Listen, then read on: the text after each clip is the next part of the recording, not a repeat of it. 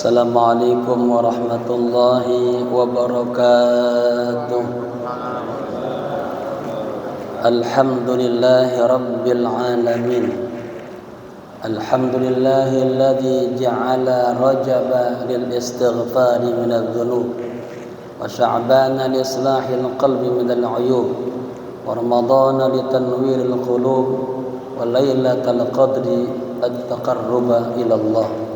Asyhadu an la ilaha illallah wahdahu la syarika lah wa asyhadu anna sayyidana wa nabiyyana wa maulana Muhammadin dzil khuluqil azim imamil muttaqin sayyidil awwalina wal akhirin wa ala alihi wa sahbihi ajma'in, amma ba'du. Hadaratil kiram, para alim ulama, tokoh masyarakat, khusus Ketua DKM Masjid Jamil Ma'mur Klender, akhina fillah Kiai Haji Dr. Andes Muhammad Irianto Walidin MA, guru kita bersama Kiai Haji Abdul Wahab Hasni, guru kita Dr. Andes Matsani mata'annallahu bituli hayati, guru kita Kiai Haji Sofiuddin LCMA. Sini ada juga para pengurus, para sesepuh, dan hadir ini saudara saya, ini adik daripada ketua masjid kita. Ya, saya perkenalkan. Dulu aktif di sini, tapi karena tugasnya jauh di Bandung, dia udah selesai, mudah-mudahan bisa aktif lagi di sini ya. Para jamaah yang berbahagia, semoga semuanya berkah dan mendapatkan rahmat Allah Subhanahu wa taala. Pertama-tama marilah kita panjatkan rasa puji syukur kepada Allah Subhanahu wa taala. Di pagi yang berkah ini kita bisa berkumpul bermuajahah dalam rangka tawakufan sementara, pengajian-pengajian, kegiatan-kegiatan di masjid yang kita cintai ini. Salawat teriring salam tak lupa kita haturkan kepada pemimpin dunia dan akhirat, baginda Rasulullah sallallahu alaihi wasallam. Jamaah yang berbahagia, saat ini kita berada di bulan Sya'ban. Pas nih tanggal 15 Sya'ban. Ulama mengatakan bulan Rajab adalah bulan kita mohon ampun kepada Allah minadz dzunub, dari dosa-dosa kita. Kalau bulan Sya'ban, bulan li islahil qalbi minal 'uyub, bulan kita memperbaiki hati kita, membersihkan hati kita dari berbagai macam aib-aib, penyakit-penyakit amrad qalbiyah.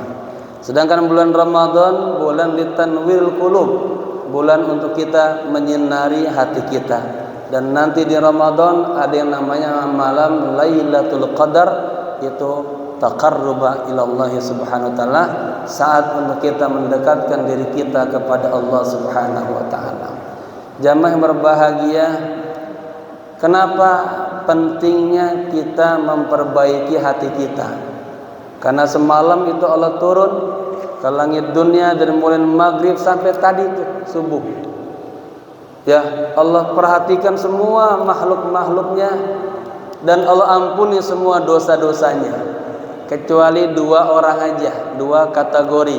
Pertama, orang yang musyrik billah, orang yang syirik kepada Allah, malam tadi Allah kagak ampuni. Yang kedua, musahin. Apa musahin? Orang yang di hatinya ada dendam, ada kebencian, ada dengki, ada marah kepada sesama kita semuanya. Nah, ini penyakit hati. Pilpres sudah selesai. Ya, jangan sampai terus berkelanjutan satu sama lain saling benci, saling hasud, saling dendam. Dan itu memutuskan rahmat Allah kepada kita semuanya. Jamaah yang berbahagia, di bulan Sya'ban ini terjadi peristiwa yang sangat banyak dan bersejarah, peristiwa besar. Allah wajibkan puasa di bulan Sya'ban. Allah wajibkan zakat fitrah di bulan Sya'ban. turun ayat perintah untuk berselawat kepada baginda Rasul di bulan Sya'ban. Dan di bulan Sya'ban terjadi apa? Tahwilul kiblah. Kiblat itu Allah pindahkan kembali, ya, yang selama beberapa bulan diuji kiblatnya menghadap Baitul Maqdis, Allah pindahkan lagi ke Ka'bah. Lalu di bulan Sya'ban terjadi apa? Rasulullah bisa membelah bulan, dibelah. Sebelahnya ditaruh sebelah kanan, tengah-tengahnya tuh katanya Jabal Nur, sebelah kirinya bulan lagi. Ya, ini luar biasa.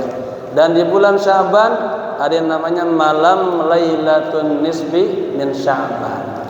Kata Nabi, apabila datang malam nisfu Sya'ban, maka malamnya hidupkan. Nah, seperti semalam kita hidupkan, udah bagus banget itu. Ya, paginya kalau bisa puasa. Ada sebuah hadis baginda Rasul mengatakan apa?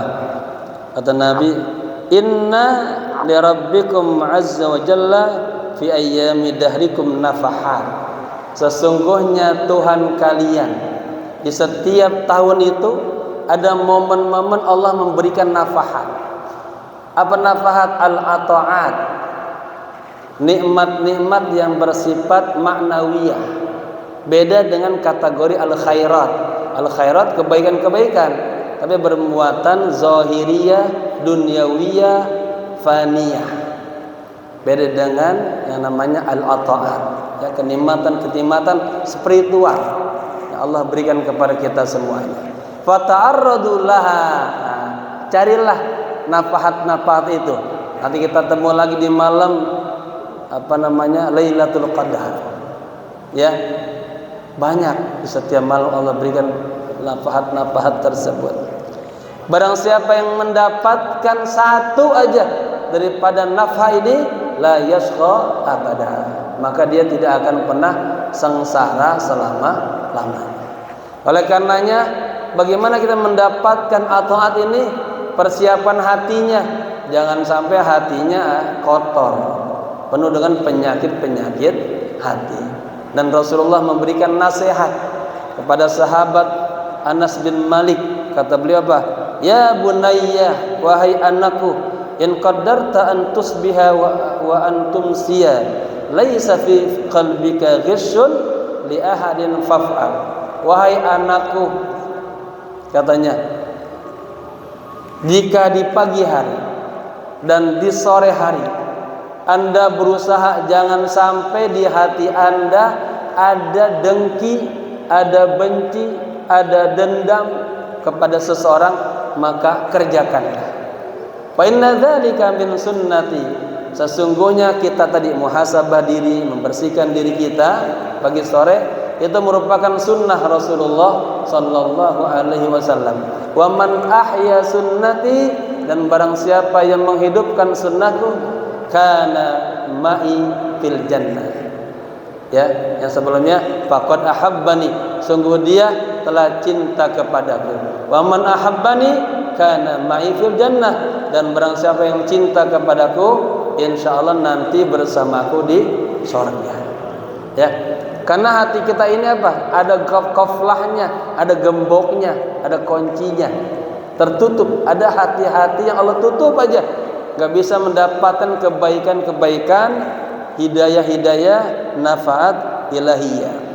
Oleh karenanya Rasul menggambarkan kita begini: idza aradallahu li'abdin khairan, apabila Allah menginginkan seorang hamba menjadi baik, fataha lahu qafla qalbihi, Allah buka untuknya gembok atau kunci hatinya.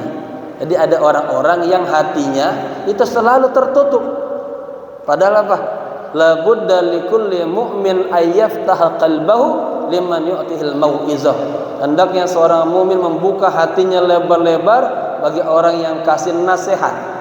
Nasihat itu adalah fadlun wa ni'matun minallah, karunia, nikmat dari Allah. Kebetulan hari ini dari saya, besok dari yang lain-lainnya. Ya, harus kita buka tuh. Ada orang-orang yang hati yang nggak bisa terbuka, nggak mau nerima nasihat. Kenapa? Masya Allah, kaflah. Nah, ya, banyak baca Quran, banyak berzikir, banyak salat taubat, minta memerengek-rengek di setiap sujudnya agar Allah bukakan. Nah, kalau Allah bukakan hati kita nih, Allah bukakan gembok hati kita, maka Allah jadikan kita orang yang baik. Apa yang terjadi? Wa ja'ala fihi al-yaqin wa sidqa. Allah jadikan di dalam hati kita keyakinan yang kuat kepada Allah. Kita ini terkadang keyakinan kita kabur. Tentang rizki aja kita masih bingung. Kagak percaya Allah itu ma wahab, ma mannan, ma razaq. Sejak dalam di kandungan ibu kita sudah dapat rezeki dari Allah. Ya, sampai saat ini kagak berhenti rezeki dari Allah. Apa kata Allah dalam hadis qudsinya? Khalaqtul asya'a min ajli. Aku ciptakan semua fasilitas alam ini untuk Anda. Wa khalaqtuka min ajli. Dan aku ciptakan Anda untuk. Maka ibadahlah yang fokus, ya, sembahlah Allah dengan sebaik-baiknya, ya. Kemudian apa yang berikutnya? Wa ja'ala qalbahu wa'iyan lima salaka fihi. Allah jadikan hatinya itu paham, dapat nur, dapat cahaya, dapat mizan yang dia bisa berjalan di tengah orang banyak. Bisa membedakan mana yang baik, mana yang buruk, mana yang hak, mana yang batil. Kemudian wa ja'ala qalbahu saliman. Allah jadikan hatinya itu bersih. Wa ja'ala lisanahu shadiqan. Allah jadikan lisannya itu jujur. Ini jujur ini susah. Sekarang bangsa Indonesia sedang diterpa orang-orang yang bohong, dusta, bohong. Dan bohongnya bohong jamaah lagi. Negara. Ya, Nabi bilang apa? Orang yang suka dusta nggak akan mendapatkan rahmat Allah Subhanahu wa taala. Ya. Kemudian wa khaliqatahu mustaqimah. Kalau jadikan karakter dirinya, akhlaknya selalu lurus aja tuh. Kemudian ini yang paling mahal, wa ja'ala udhudahu sami'atan. Kalau jadikan kupingnya itu kalau mendengarkan kebaikan dia dengar dengan baik. Makanya kata ulama-ulama, kalau ingin mendapatkan ilmu, datang dari rumah, hadir di majelis ilmu, niatin untuk mau belajar. Ya, apa ininya? Apa namanya? Resepnya, katanya zakkin nafsak qabla sima. Sucikan hatimu sebelum mendengarkan ilmu. Ya. Hati ini kalau kotor aja, merasa anggap pintar, lebih baik, udah ilmu enggak masuk. Tapi kalau kita tawadu, datang pengen ilmu, Allah kasih. Ibarat kaset kosong, bersih, merekam dengan bagus. Tapi kalau hatinya kotor, susah mendapatkan ilmu-ilmu Allah. Ya. Wa ainahu basirah. Dan Allah jadikan juga matanya itu bisa melihat kebenaran. Susah kita melihat kebenaran. Cuma diantar 300.000 doang. Susah, kita kalah sama materi. Maka sering baca doa apa? Allahumma arinal haqqa haqqa warzuqna ittiba'ah wa arinal batila batila warzuqna ijtinabah. Nah, jamaah yang berbahagia, nafahat Allah ini Allah berikan kepada orang-orang yang berupaya selalu membersihkan hatinya. Dia punya waktu bersama Allah, di waktu sahur sampai subuh dia yunaji rabbahu, dia munajah kepada Allah. Ini ada beberapa waktu membuat orang itu sukses dan mulia di sisi Allah. Pertama, sa'atun yunaji fiha rabbah. Harus ada satu waktu kita bermunajah kepada Allah, waktu yang paling mahal dari sahur sampai subuh. Yang kedua, satu waktu yuhasibu fiha nafsahu, kita muhasabah diri kita kepada Allah. Kalau ada yang jelek nangis, istighfar, sholat taubat. Kalau ada yang baik kita berdoa sama Allah, minta agar dibimbing selalu. Yang ketiga, ada satu waktu kita datang ke guru-guru kita, minta bimbingannya, minta arahannya. Nanti Pak, yubasyirunahu bi'uyubihi wa yudulluna ala rabbih. Ya, dinasehatin kita. Ya, lalu ditujukan kita kepada Allah Subhanahu wa taala. Ada ungkapan kun ma'allah wa in lam takun ma'allah kun ma'aman ma'allah. Hendaknya Anda selalu bersama Allah. Jika Anda belum bisa bersama Allah, hendaklah Anda bersama orang-orang yang sudah bersama Allah. Karena kadang kita nih ya, dari pagi sampai sore kita menafsu aja, ngenyangin nafsu, gedein nafsu, ya. Kagak berupaya untuk tazkiyatun nufus, mendekatkan diri kita kepada Allah Subhanahu wa taala. Nah, orang-orang yang hatinya bersih insyaallah akan mendapatkan nafahat ilahiyah, al-ata'at ar-rabbaniyah. Apa saja di antaranya? Yang pertama, ayyunzilallahu fi qalbi al-mu'minin as-sakinah. Allah turunkan ke dalam hatinya rasa tenang, rasa nyaman, walaupun enggak punya apa-apa, enak aja hidup ini.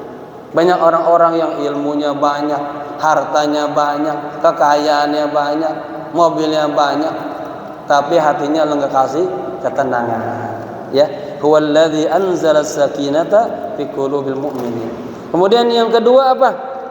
Ayyajalallahu fi qalbihi nuran yamshi bihi fin nas.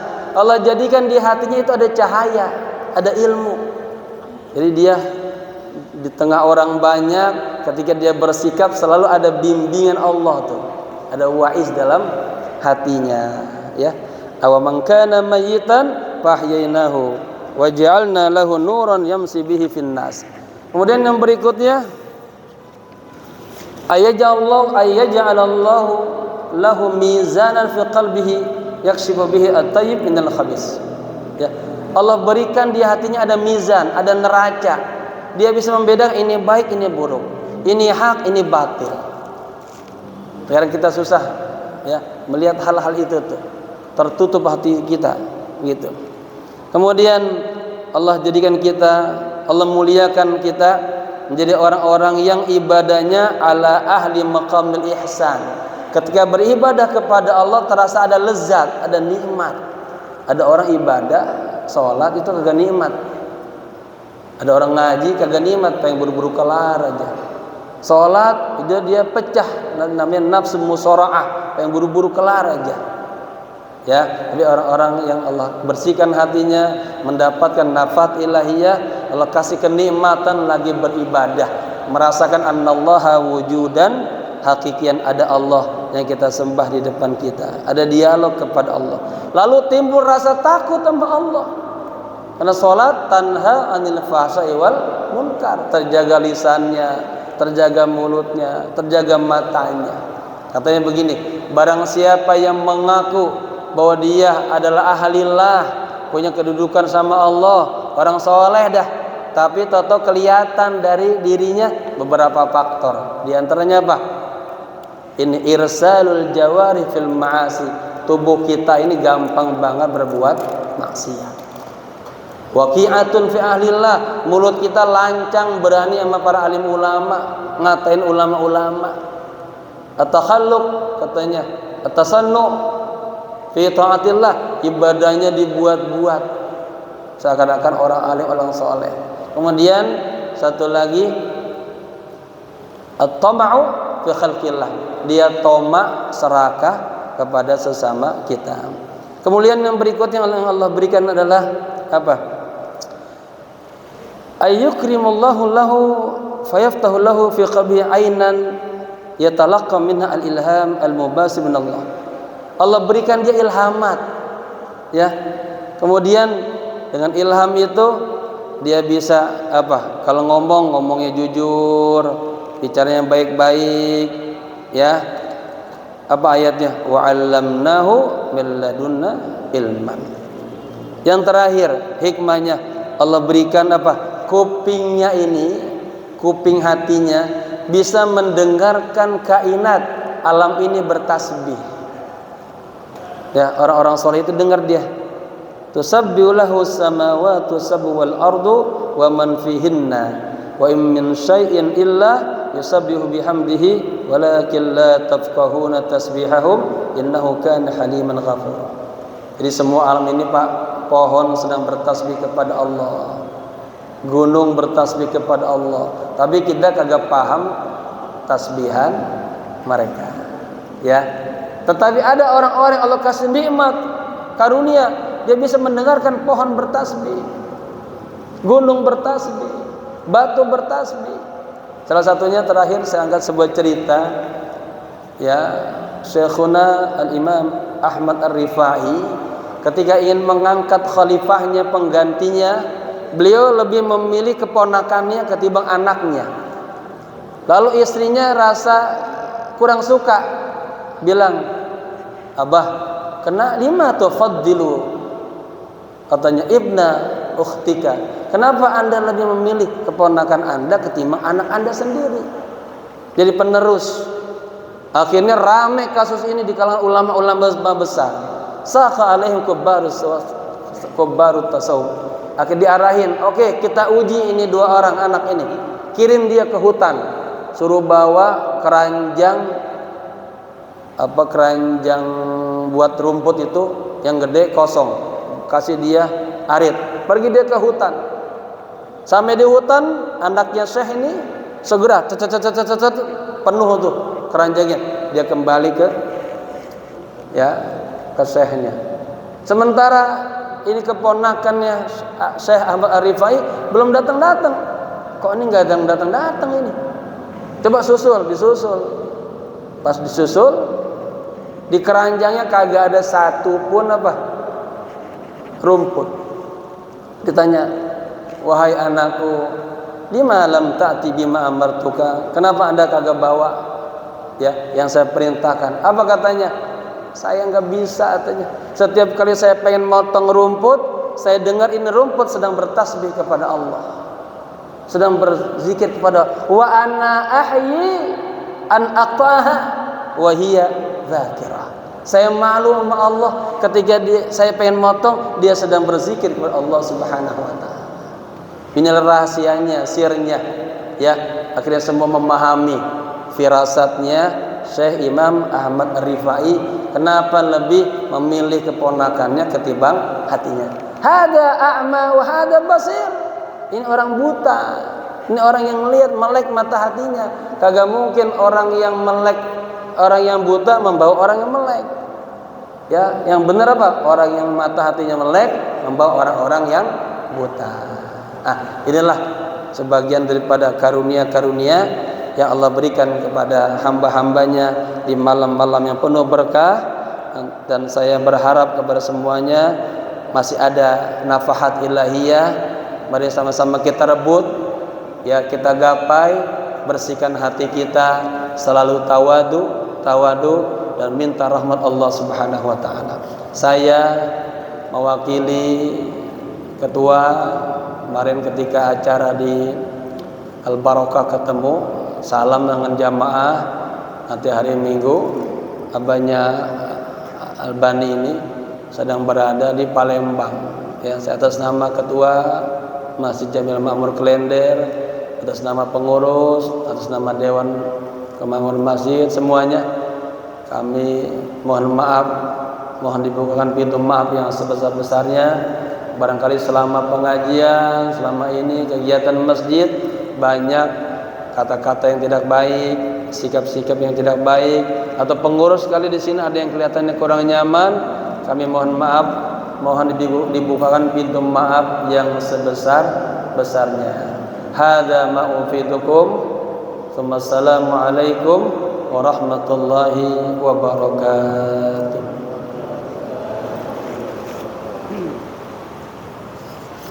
Terima kasih kepada